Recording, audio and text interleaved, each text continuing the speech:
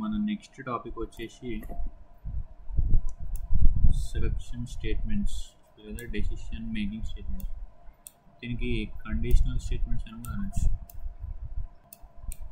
Conditional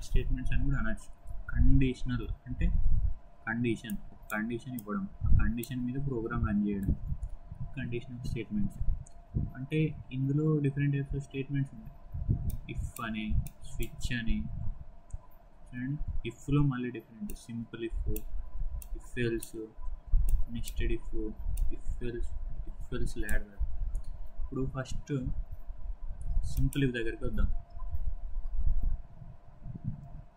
ఈ స్టేట్మెంట్స్కి, conditional స్టేట్మెంట్కి syntax అనేది చాలా ఇంపార్టెంట్.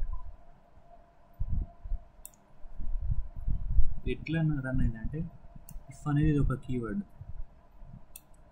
కాబట్టి లోవర్ కేస్ లెటర్స్. మనం ఇఫ్ స్టేట్మెంట్, ఇఫ్ అని కీవర్డ్ డిక్లేర్ చేసిన తర్వాత బ్రాకెట్లో ఇక్కడ ఒక కండిషన్ ఇస్తాం. మనం ఏదైతే కండిషన్ ఇద్దామో, అది లేదైనా ఏదో ఒకటి కండిషన్ ఇచ్చిన తర్వాత దీంట్లో ఆ కండిషన్ లోపల మనం ఈ కండిషన్ ఇది అయితే, ఈ కండిషన్ ట్రూ అయినప్పుడు దాంట్లో మనం ఈ కండిషన్ మీద ఒక కోడ్ రాయాలనుకున్నప్పుడు ఆ కోడ్ ఆ కండిషన్ లోపల రాస్తాం.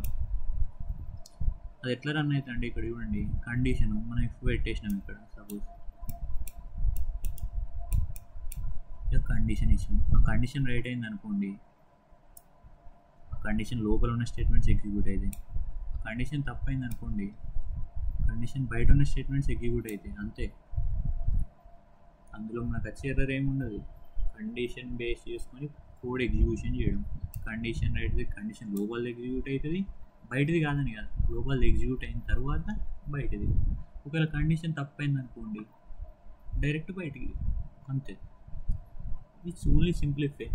మనకి లేదు కండిషన్ రైట్ అయితే ఒక కోడ్ ఎగ్జిక్యూట్ కావాలి, కండిషన్ తప్పు అయితే ఇంకొకటి కావాలి అనుకుంటే దాంట్లో మనం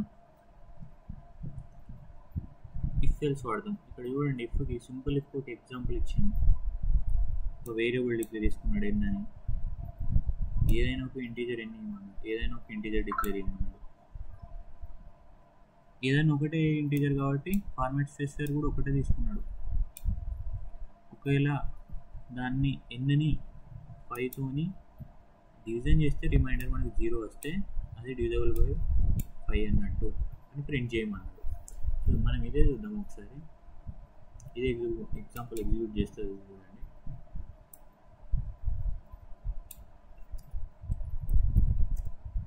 ఎన్ని ఒక వేరియబుల్ డిక్లేర్ చేసుకున్నాం ఇంటీజర్ది. ఓకే, ప్రింట్ చేద్దాం ఏదైనా ఒక వాల్యూ ఇవ్వమని. అండ్ వాల్యూ ప్రింట్ చేసినాం. దాన్ని స్టోర్ చేసుకోవాలి కాబట్టి, ఇన్పుట్ తీసుకోవాలి కాబట్టి స్కాన్ స్టేట్మెంట్ ఒకటే ఇంటీజర్ కాబట్టి, అంటే మనకి ఇన్పుట్ ఒకటే కాబట్టి ఒకటే ఫార్మాట్ స్పెసిఫైయర్. అది ఇంటీజర్ డేటా టైప్ కాబట్టి %d. వేరియబుల్ ఏంటిది? n. ఓకే, తీసుకున్నాక దాన్ని ఏం చేయాలి? ఇఫ్ కండిషన్లో పెడదాం. ఇప్పుడు మనం ఇఫ్ ఆ నంబర్ అనేది 5తోని డివిజబుల్ అయితే, రిమైండర్ 0 వస్తే అంటే అది డివిజబుల్ అయినట్టు, 5తోని అవుతున్నట్టు. ఒకవేళ అయితే మనకి ఏమని కావాలి? డివిజబుల్ బై 5 అని ప్రింట్ కావాలి కదా. ఏమని ప్రింట్ కావాలి? ఇట్ ఈస్ డివిజబుల్, లేదంటే ఇట్లా మనం మంచిగా ప్రింట్ చేద్దాం. %d is divisible by 5. ఆ d ఏంటిది? n. సెమీకోలన్, ఇక్కడ కూడా ఒక సెమీకోలన్ మిస్ చేసాం. ఇది ఇఫ్. ఇది అయిన తర్వాత కండిషన్ బయట ఒక print statement, code is completed అని ఒకటి పెడదాం. ఏదన్నా ఒకటి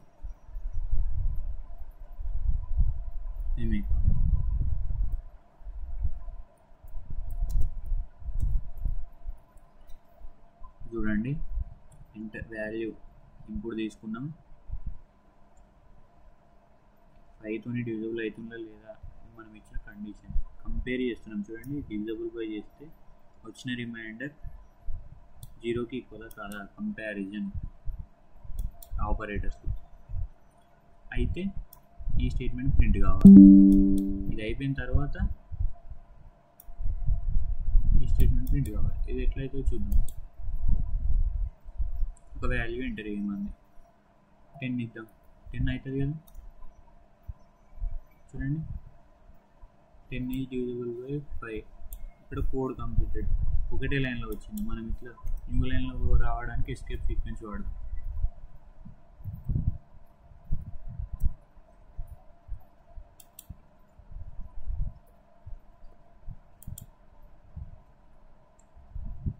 మళ్ళీ 10 ఇద్దాం. చూడండి, 10 is divisible by 5, code is completed. అంటే ఇఫ్ కండిషన్ లోపల ఉన్న ఒక బ్లాక్ ఆఫ్ కోడ్, అంటే ఇక్కడ ఒకటే లైన్ ఉంది అని చెప్తున్నా, ఒక బ్లాక్ ఆఫ్ కోడ్ ఇది ఎగ్జిక్యూట్ అయిన తర్వాతనే కోడ్, అంటే బ్లాక్ బయట ఉన్న స్టేట్మెంట్ ఎగ్జిక్యూట్ అయింది. ఒకవేళ కండిషన్ మిస్టేక్ అయింది అనుకోండి, సపోజ్ మనం వేరే ఇన్పుట్ ఇద్దాం, 6 ఇద్దాం. 6 ఎట్లా కాదు కదా 5తోని డివిజబుల్, ఏమొస్తుంది చూడండి, డైరెక్ట్ కోడ్ ఈజ్ కంప్లీటెడ్ అని వచ్చింది. అంటే ఈ స్టేట్మెంట్ ప్రింట్ కాలేదు, ఎందుకంటే కండిషన్ మనకి ఫాల్స్ కాబట్టి. కండిషన్ ట్రూ అయితేనే కండిషన్ లోపల ఉన్న స్టేట్మెంట్స్ ప్రింట్ అయితే మనకి ఎగ్జిక్యూషన్ జరుగుతుంది, లేదంటే జరగదు. ఇది ఇఫ్. ఇప్పుడు ఇఫ్ ఎల్స్ అని ఉంది, అది ఎట్లా వాడదామంటే డైరెక్ట్ అక్కడనే చెప్తాను. ఇదే statement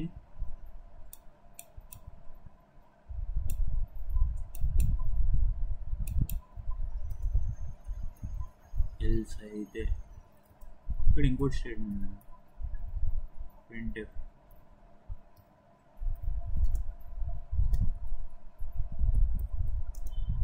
is not divisible by 5. ఏంటిది అది, n కదా, సెమీకోలన్. ఇది కండిషన్ ట్రూ అయితే ఈ స్టేట్మెంట్ ప్రింట్ కావాలి, ఎల్స్ అంటే కాకపోతే ఈ స్టేట్మెంట్ ప్రింట్ కావాలి. ఇది మాత్రం ప్రింట్ అయ్యద్దు, ఎందుకంటే ఇది కండిషన్ ఏం లేదు. దీనికి రన్ చేద్దాం. ఒక వాల్యూ ఏమన్నా ఫస్ట్ ప్రింట్ అయ్యేది ఇద్దాం, కండిషన్ అప్లై చేసేది. మళ్ళీ 10 అది ఈసారి 20 ఇద్దాం. 20 divisible by 5, code is completed. ఇది ఎలాగో ప్రింట్ అవుతుంది, ఎందుకంటే దీనికి ఏ కండిషన్ లేదు. ఇది ప్రింట్ అయింది. ఓకే, ఇది ఎందుకు కాలేదు అంటే ఇక్కడ మనం ఇచ్చిన వాల్యూ ఏంటి, 20. 25తో డివిజబుల్ అవుతుంది, 0 అవుతుంది రిమైండర్. కాబట్టి ఇఫ్ కండిషన్లో ఉన్న స్టేట్మెంట్స్ మాత్రం ప్రింట్ అయినాయి, ఎల్స్ది ప్రింట్ కాలేదు. ఒకవేళ ఈ కండిషన్ ట్రూ కాలేదనుకోండి, అప్పుడు ఎల్స్ లోపల ప్రింట్ అయింది. 20 బదులు 21 ఇచ్చాను అనుకోండి, చూడండి, 21 ఈజ్ నాట్ డివిజబుల్ బై 5 అంటే ఈ స్టేట్మెంట్. డి దగ్గర ఏమి ఇచ్చినా మనం ఏం వాల్యూ, ఇక్కడ ఎన్నే కదా ఇచ్చింది, అందుకని ఇక్కడ ఏం తీసుకుంది, 21 తీసుకుంది. 21 ఈజ్ నాట్ డివిజబుల్ బై 5, ఇది ఎల్స్. కండిషన్ ట్రూ అయితే ఒక black of code, condition false అయితే ఇంకొక బ్లాక్ ఆఫ్ కోడ్ ఎగ్జిక్యూట్ అవుతుంది. ఇది ఇఫ్ ఎల్స్. చూడండి దాని సింటాక్స్. ఇఫ్ ఎల్స్ కూడా ఒక కీవర్డ్, ఇఫ్ కీవర్డ్ ఎల్స్ కూడా. చూడండి, కండిషన్ ఇచ్చినాం, అది ట్రూ అయితే true block of statements, false అయితే ఫాల్స్ బ్లాక్. చూడండి, ట్రూ అయితే ట్రూ, ఫాల్స్ అయితే ఫాల్స్. ఇవి అయిపోయిన తర్వాత నార్మల్ అంటే కోడ్ బయట ఉన్న స్టేట్మెంట్స్. ఇది ఎల్స్, ఇఫ్ ఎల్స్. ఇక్కడ మనం 2 తీసుకున్నాం, ఇక్కడ 5 తీసుకున్నాడు అంతే. Next nested if. Nested if అంటే ఒక ఇఫ్ కండిషన్ లోపల ఇంకో ఇఫ్ కండిషన్, అదే నెస్టెడ్ ఇఫ్ అంటే. సింటాక్స్ చూడండి, ఇది ఇక్కడ ఇది ఒక ఇఫ్ కండిషన్, ఫస్ట్ కండిషన్ ఇది ఇఫ్లో. ఈ కండిషన్ లోపల అన్నట్టు కదా ఈ బ్లాక్, దాని లోపల మళ్ళీ ఇంకొక ఇఫ్, ఇది ఒక కండిషన్, దాని లోపల ఒక బ్లాక్ ఆఫ్ కోడ్. ఈ ఇఫ్ కండిషన్, ఈ కండిషన్ ఎప్పుడు చెక్ చేస్తాం, ఈ కండిషన్ రైట్ అయితే. ఈ కండిషన్ రైట్ కాకపోతే డైరెక్ట్ ఎల్స్కే. ఇది రైట్ అయింది అంటే ఈ కండిషన్ చెక్ చేద్దాం, ఎందుకంటే దాని లోపల ఇంకో కండిషన్ ఉంది, ఇంకొక ఇఫ్ ఉంది. ఇది కండిషన్ రైట్ అయితేనే ఈ ట్రూ బ్లాక్ ఆఫ్ స్టేట్మెంట్, ఈ బ్లాక్ స్టేట్మెంట్స్ ఎగ్జిక్యూట్ అవుతాయి. ఇది కాలేదనుకోండి అంతే, మళ్ళీ బయటకు వచ్చి మళ్ళీ ఇట్ లాస్ట్కి ఎల్సే అవుతుంది, నెస్టెడ్ ఇఫ్. చిన్న ప్రాబ్లం ట్రై చేద్దాం. ఇక్కడ ఆల్రెడీ ఇఫ్ ఎల్స్ ఉంది, ఇఫ్ లోపల ఇంకో ఇఫ్ పెడదాం.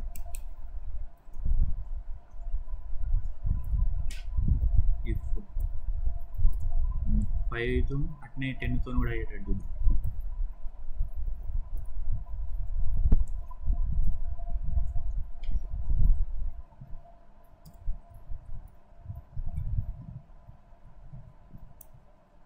ఈ స్టేట్మెంట్ ఇందులో పెడదాం.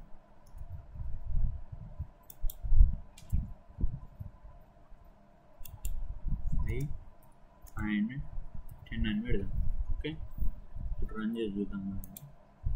ఫస్ట్ 5, 10 రెండింటితో డివైడ్ అయ్యేటట్టు స్టేట్మెంట్ ఇద్దాం. ఒక వాల్యూ ఇద్దాం. ఏమి ఇద్దాం? 20. 5తోనైతే 10తోనైతే కాబట్టి చూడండి ఏమవుతుందో. 20 is divisible by 5 and 10. Code is completed. ఇది కండిషన్ లేదు కాబట్టి ప్రింట్ అయింది. ఓకే, ఫస్ట్ కండిషన్, ఈ కండిషన్ చెక్ చేసింది ఇఫ్లో. ఏంటి మనం ఇచ్చిన వాల్యూ 20. 20 5తోని డివిజబుల్ అయితే రిమైండర్ 0నే వస్తుంది. ఈ కండిషన్ ట్రూవే కాబట్టి లోపలికి వచ్చింది. లోపల ఇంకో కండిషన్ ఉంది, ఇప్పుడు ఈ కండిషన్ చెక్ చేస్తుంది. మళ్ళీ ఎన్ వాల్యూ ఎంత? 20ని కదా. 20 10తోని డివిజబుల్ అయితే 0నే వస్తుంది రిమైండర్, కాబట్టి కండిషన్ ట్రూ అయింది కాబట్టి కండిషన్ లోపల వచ్చింది. ఇక్కడ లోపల ఉంది స్టేట్మెంట్ ప్రింట్ కావాలి అని మనం ఇచ్చినాం, ప్రింట్ ఫంక్షన్, కాబట్టి అది ప్రింట్ అయింది. ఇక్కడ లేదు ఒకవేళ ఈ కండిషన్ ప్రింట్ కాలేదనుకోండి డైరెక్ట్ ఎల్స్ వస్తుంది. అట్లా చూడండి, ఎట్లేదు. ఈసారి 25 ఇద్దాం. Code is completed. చూడండి 5తో డివిజబుల్ అయితే 25, కానీ ఇక్కడ 10తో డివిజబుల్ అవుతుందా? కాదు, అందుకని ఇది ప్రింట్ కాలేదు. అది ఇది నెస్టెడ్ ఇఫ్. ఇఫ్ కండిషన్ లోపల ఇంకొక ఇఫ్ కండిషన్. లాస్ట్ మన ఇఫ్ స్టేట్మెంట్లో వచ్చేసి ఇఫ్ ఎల్స్ ల్యాడర్. ల్యాడర్ అంటే నిచ్చెన, అంటే step step step step step ఇట్లుంటాయి. అంటే ఇందులో ఎట్లుంటుంది? ఒక ఇఫ్ ఉంటుంది కండిషన్, అది కాకపోతే ఇంకో కండిషన్, అదే కాకపోతే ఇంకో కండిషన్, అదే కాకపోతే ఇంకో కండిషన్, అదే కాకపోతే అట్లా వెళ్తూ ఉంటుంది. ఈ కండిషన్ లోపల ఇంత కోడ్, ఇల్లో కోడ్, ఇల్లో కోడ్ అట్లా అవుతూ ఉంటుంది. ఎగ్జాంపుల్ చూడండి, ఇక్కడ సింటాక్స్ ఉంది చూడండి. ఇఫ్ ఒక కండిషన్, ఇది ట్రూ అయితే ఈ స్టేట్మెంట్ ప్రింట్ అవుతుంది, దీని లోపల ఒక స్టేట్మెంట్. ఎల్స్ ఇఫ్ ఇది కాకపోతే, ఫస్ట్ ఇది కాకపోతే సెకండ్ ఈ కండిషను కాలేదనుకోండి, ఈ కండిషన్ ఇది కాలేదనుకోండి, అట్లా వెళ్తా ఉంటే లాస్ట్కి ఎల్స్. ఏవి కాకపోతే ఈ స్టేట్మెంట్, ఇది ఇఫ్ ఎల్స్ ఇఫ్ ల్యాడర్. చూడండి ఎట్లా, ఈ కండిషన్ ఇది ట్రూ అయితే స్టేట్మెంట్ ప్రింట్ అవుతుంది, డైరెక్ట్ బయటకు వచ్చేస్తుంది. నెక్స్ట్ స్టేట్మెంట్ ఫాల్స్ అయితే ఇంకో కండిషన్, ఇది ఫాల్స్ అయితే ఇంకో కండిషన్, ఇది ఫాల్స్ అయితే ఇంకో కండిషన్. అట్లా మనం ఇక్కడ ప్రోగ్రామ్ ఉంది, ఇది చేద్దాం మనం. చూడండి ఎట్లా వస్తుందో.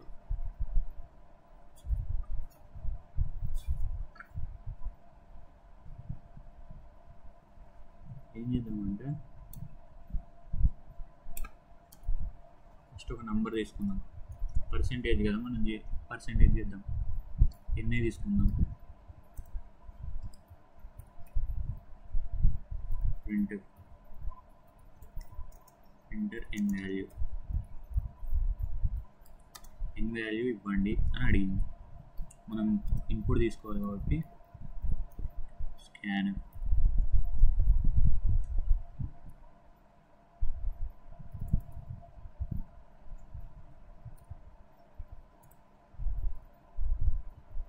ఒకటే ఇన్పుట్ తీసుకున్నాం కాబట్టి ఒకటే ఫార్మాట్ స్పెసిఫైయర్.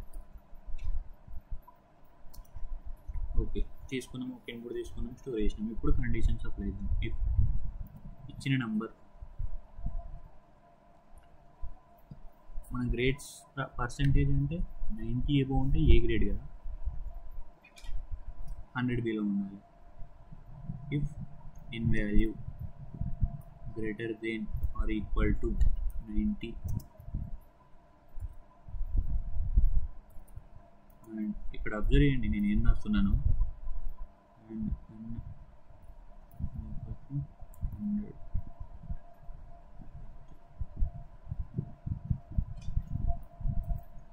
ఇక్కడ ఏంది ఇట్లా రాసినాం మనం, రెండు కండిషన్లు ఇచ్చినాం చూడండి. n greater than or equal to 90, n less than or equal to 100. అంటే 90 నుండి ఎక్కువ, 100 నుండి తక్కువ, ఈ మధ్యలో ఉండాలి. ఇక్కడ అందుకని మనం ఇక్కడ ఏం వాడినాం, logical and operator. Logical operators ఇవి greater than or equal to, less than or equal to, relational operators. అంటే ఈ లాజికల్ ఆపరేటర్ ఏం చేస్తుంది, ఈ కండిషను రెండు కండిషన్లు ట్రూ అయితేనే మనకి ఈ కండిషన్ ఇదంతా ఓకే అయినట్టు, అప్పుడే లోపలికి వస్తుంది. ఈ రెండిట్లలో ఒక్కటి ఫెయిల్ అయినా కూడా ఈ కండిషన్ లోపల ఉండే స్టేట్మెంట్స్ ఏమి ఎగ్జిక్యూట్ కాదు. ఇప్పుడు మనం ఇక్కడ ఏమి ఇద్దాం అంటే ప్రింట్ ఏ గ్రేడ్ అని ఇద్దాం.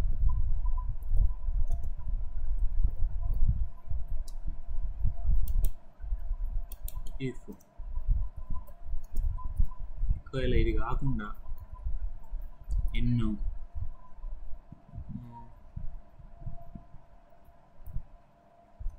80 నుండి 90 మధ్య ఉందనుకోండి,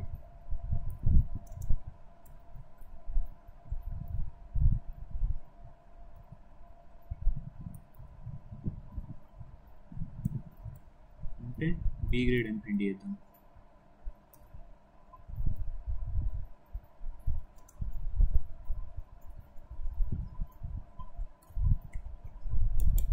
సెమికాలన్స్ ఇంపార్టెంట్.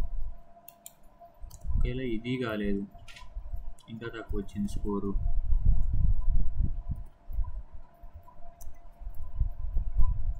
సెవెంటీ నుండి 80 మొదలు వచ్చింది అనుకోండి, n greater than or equal to 70, logical and operator 80 మధ్యలో వస్తే సి గ్రేడ్ అని ప్రింట్ చేద్దాం.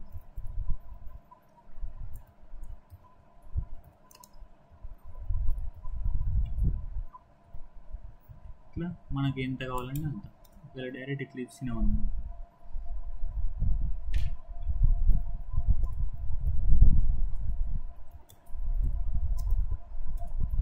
70 కంటే తక్కువ వస్తే, అంటే 70 కంటే తక్కువ వస్తే ఫెయిల్ కాదు జనరల్గా, మనం అట్లా రాద్దాం కోడ్.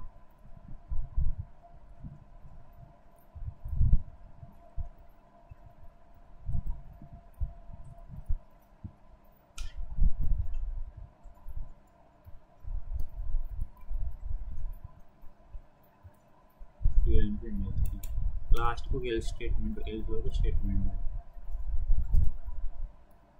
ఏమని పెడదాం,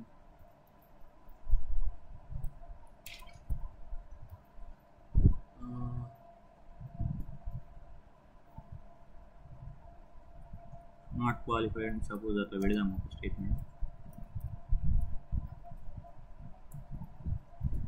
ఇప్పుడు ఇది ఎలా రన్ అవుద్ది, ఫస్ట్ ఒక వాల్యూ ఎంటర్ చేయమంటుంది,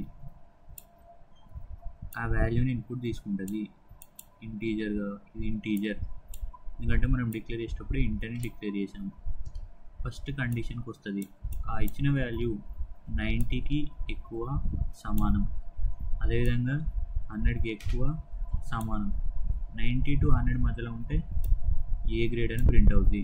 లేదు 90కి తక్కువ ఉంది, 80కి ఎక్కువ ఉంది అనుకోండి, ఈ స్టేట్మెంట్ బి గ్రేడ్ అని ప్రింట్ అవుద్ది. ఇది కాలేదు, ఇంకా తక్కువ వచ్చింది అంటే 70కి ఎక్కువ 80కి తక్కువ, ఎల్సిఫ్ అప్పుడు ఇది 70 కంటే తక్కువ ఉంటే ఫెయిల్ అని ప్రింట్ అవుద్ది. ఏ కండిషన్లు కాలేదనుకోండి ఇది ప్రింట్ అవుద్ది. రన్ చేసి చూద్దాం ఒకసారి.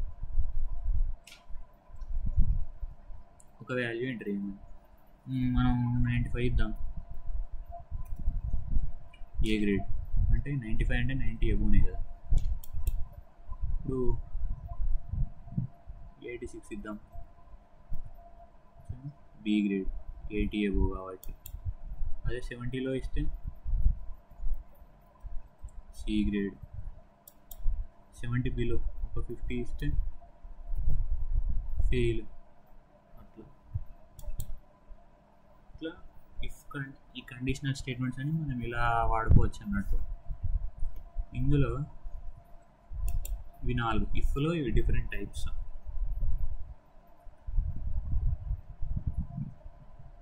Next switch statement. స్విచ్ అంటే స్విచ్ స్టేట్మెంట్ ఇది ఎట్లా వర్క్ అవుతుందంటే మనకి ఇప్పటిదాకా జరిగిన ఇఫ్లో నెంబర్ ఆఫ్ కండిషన్స్ ఉన్నాయి. ఒక్క కండిషన్ ప్రకారం కోడ్ రాసాం. కానీ స్విచ్లో అలా కాదు. ఒకే కండిషన్ మీద డిఫరెంట్ కేసెస్ ఉంటాయి. అలా మీకు ఒక సింటాక్స్ చూడండి. స్విచ్ ఇక్కడ మనం ఎక్స్ప్రెషన్ లేదంటే ఒక వాల్యూ ఏదైనా ఒక కండిషన్ ఇచ్చినాం అనుకోండి, దీన్ని బేస్ చేసుకొని డిఫరెంట్ టైప్స్ ఆఫ్ కేసెస్ ఉంటాయి లోపల. వాటికి సెట్ ఆఫ్ స్టేట్మెంట్స్ లేదా క్యాలిక్యులేషన్స్. చూడండి ఫ్లో చార్ట్. ఇక్కడ వాల్యూ తీసుకున్నాడు కాబట్టి ఆ వాల్యూ ఫస్ట్ వాల్యూకి ఈక్వల్ అయితే ఫస్ట్ వాల్యూ కోడ్ ప్రింట్ అయింది, సెకండ్ వాల్యూకి ఈక్వల్ అయితే సెకండ్, థర్డ్ కేసుకి అయితే థర్డ్. అలా ఇక్కడికి ఎగ్జాంపుల్ ప్రోగ్రామ్ చూడండి. ఏదైనా ఒక డిజిట్ ఎంటర్ చేయమన్నాడు, ఆ వాల్యూ ఇక్కడ తీసుకున్నాడు 0, 1, 3 ఇవన్నీ కేసెస్.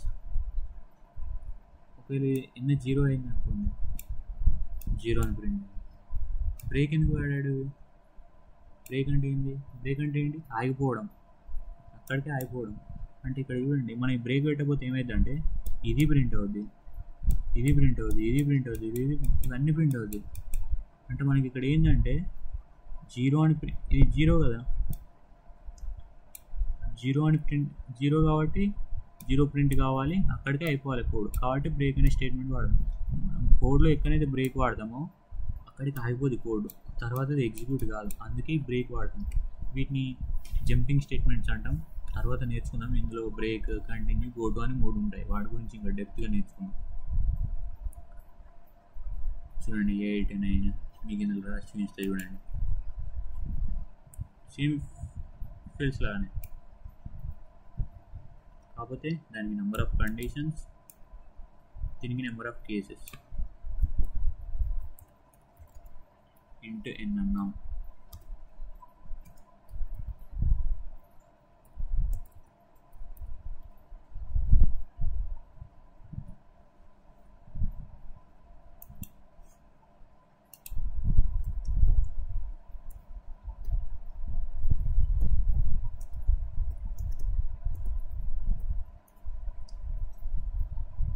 n వాల్యూ ఎంటర్ చేసినాం అని స్కాన్ చేసుకోవాలి.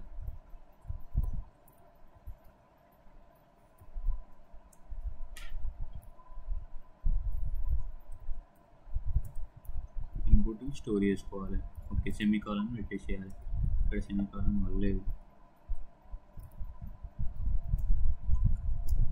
ఓకే, ఇప్పుడు ఏంటంటే స్విచ్ వాడదాం. స్విచ్లో n తీసుకుందాం. ఫస్ట్ కేసు ఏంటిది మనకి 0. కేసు 0 అయితే ఇక్కడ ఏం ప్రింట్ కావాలి? 0 అని ప్రింట్ కావాలి. 0 అయితే 0.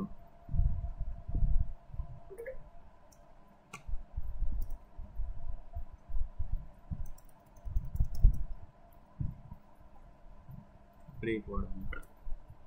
ఇక్కడికి అయిపోతుంది. ఒక 5 కేసెస్ రాద్దాం.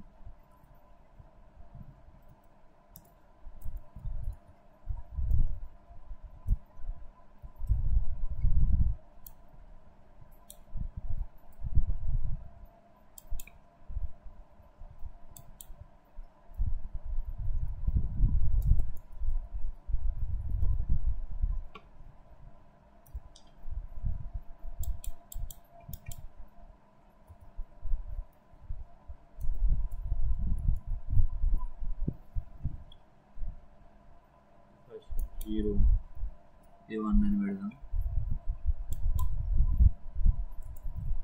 2 అని పెడదాం, 3 అని పెడదాం, 4 అని పెడదాం.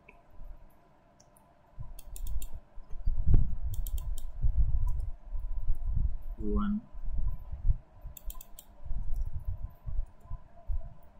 2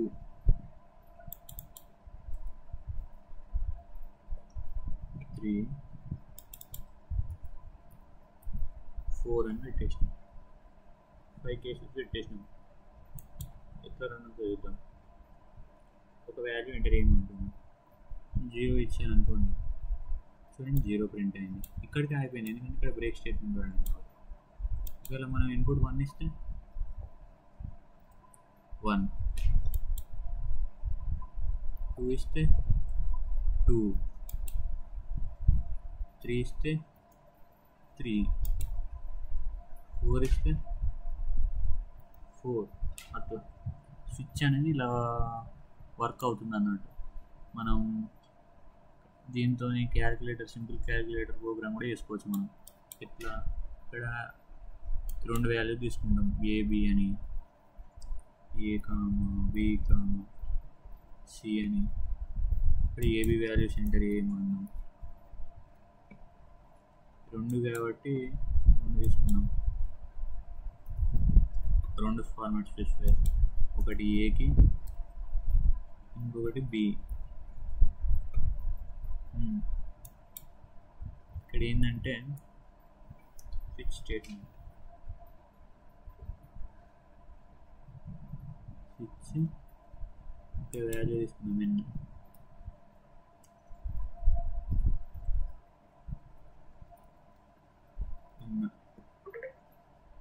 ఈ ఎన్ని ఇక్కడ పెట్టేసినాం. మనకి 0 అయితే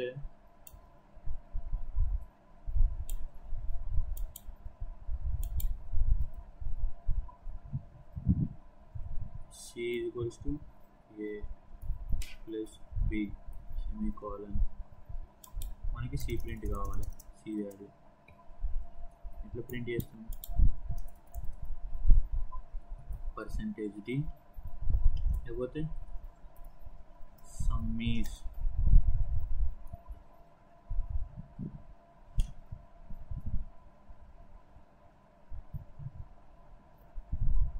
C. ఇట్లా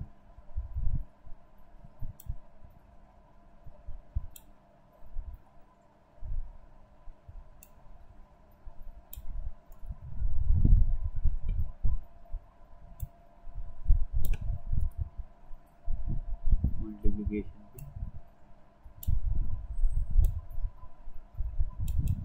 ఇంకొకటి డివిజన్కి ఇద్దాం.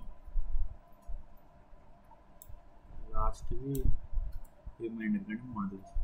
ఫస్ట్ ఇది అడిషన్, సెకండ్ ఇది సబ్ట్రాక్షన్, వాటిది ఏంటిది డిఫరెన్స్ అని ఇద్దాం. నెక్స్ట్ మల్టిప్లికేషన్, దీనికి ప్రోడక్ట్ అని ఇద్దాం.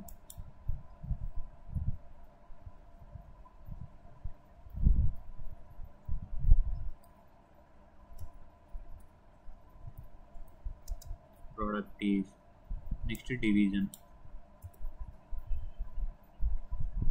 డివిజన్ ఇద్దాం స్టేట్మెంట్. Division is. నెక్స్ట్ వచ్చేసి మాడ్యులస్ ఇద్దాం, అంటే రిమైండర్ ప్రింట్ కావడానికి. రిమైండర్ ఈజ్ అని ఇద్దాం. ఓకే, అన్నిట్లలో మనం ప్రింట్ చేసే సిఏ.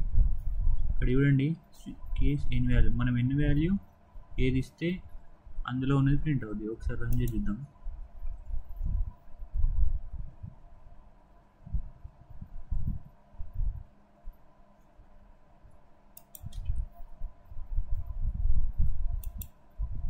సెమీకోలన్ పెట్టలేదు, అందుకే ఇక్కడ మనకి స్విచ్లో ఎన్ అనేది డిక్లేర్ చేసుకోవాలి.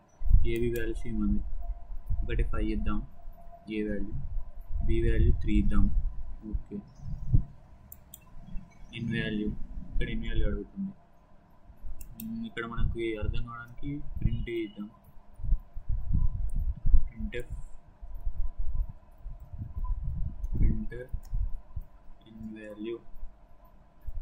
ఇచ్చామనుకోండి, అక్కడ మళ్ళీ ఆ స్టేట్మెంట్ ప్రింట్ అవుతుంది, మనకు అర్థమవుతుంది. సెమికాలన్ ఇవ్వాలి. రైట్, ఎన్ వాల్యూ ప్రింట్. ఓకే, మళ్ళీ అది ఇన్పుట్ తీసుకోవాలి కదా, స్కాన్ఎఫ్ వాడతాం.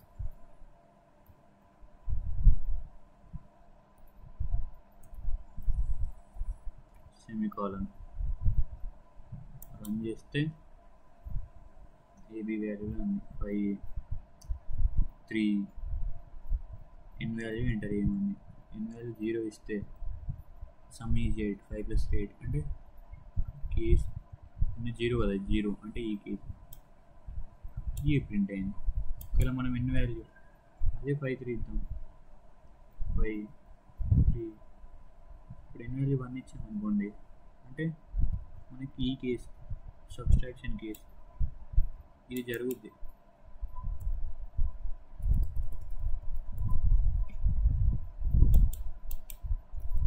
చూడండి, డిఫరెన్స్ ఈస్ 2, 5 - 3 2.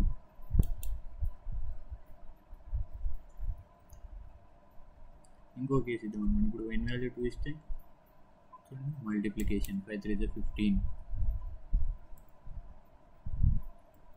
ఇప్పుడు ఇంకో కేసు ఇద్దాం, డివిజన్ ఈజ్ 1. అంటే ఇక్కడ ఇంటీజర్, మనం డిక్లరేషన్ ఇంటీజర్ కాబట్టి ఓన్లీ ఇంటీజర్ వరకే ఇస్తుంది. మనం ఫ్లోట్లో ఇస్తే 3 5తో డివిజన్ అయినప్పుడు 3 పాయింట్ అట్లా వస్తుంది కాబట్టి అప్పుడు ఫ్లోటింగ్ పాయింట్ మనకు పాయింట్ వాల్యూస్ కూడా వస్తాయి. ఇప్పుడు ఇంకో కేసు ఇద్దాం,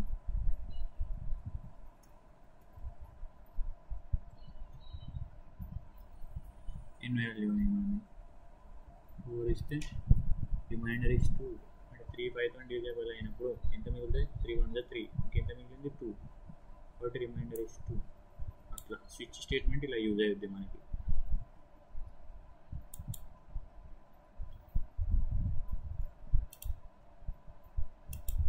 ఇవి మనకు కండిషనల్ స్టేట్మెంట్స్ అన్నట్టు మన సి లాంగ్వేజ్లో.